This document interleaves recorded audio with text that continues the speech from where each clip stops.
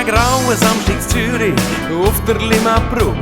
Zum Linzer Heidi zücht's ihn, als hebt noch nichts mehr zurück. Er träumt von hoch an Bergen, vom schönen blauen See und hat nur einen Gedanken, sein Heidi wieder zu sehen. Nach einer langen Woche im Nebelsmuckeldreck, da hat er die Nase voll und will jetzt nur noch weg sein. Ist ein toller Käfer, sein Blick wird gleich beleidigt. Gedanklich wohnt er lang schon beim Heidi auf der Heid. Da oben auf der Heid ist seine letzte Beid. Die Heidi von der Heid, der schönste weit und breit.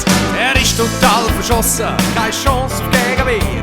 Auf die Linzer Heid, da zücht's ihn, und das Warten fällt ihm schwer. Wenn er in seine Arme und das Linzer Heidi leid, wo wohnen halb absoffen, weil altert etwas sagt, fühlt er sich wie am Himmel, wo voller Giga hängt.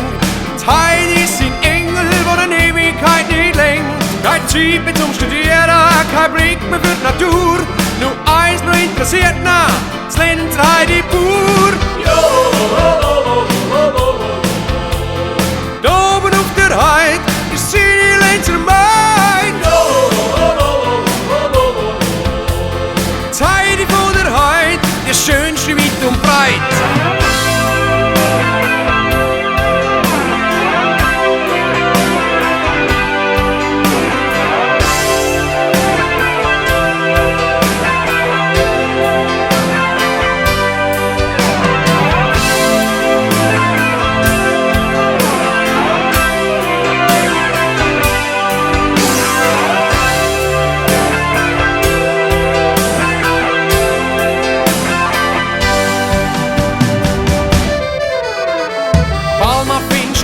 Auf der Linzer Heid, statt das Meer, der See, statt Sand, der Schnee, der Strand an Alpenweit.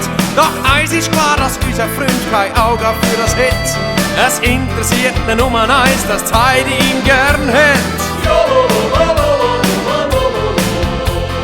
Da oben auf der Heid ist seine Linzer Maid.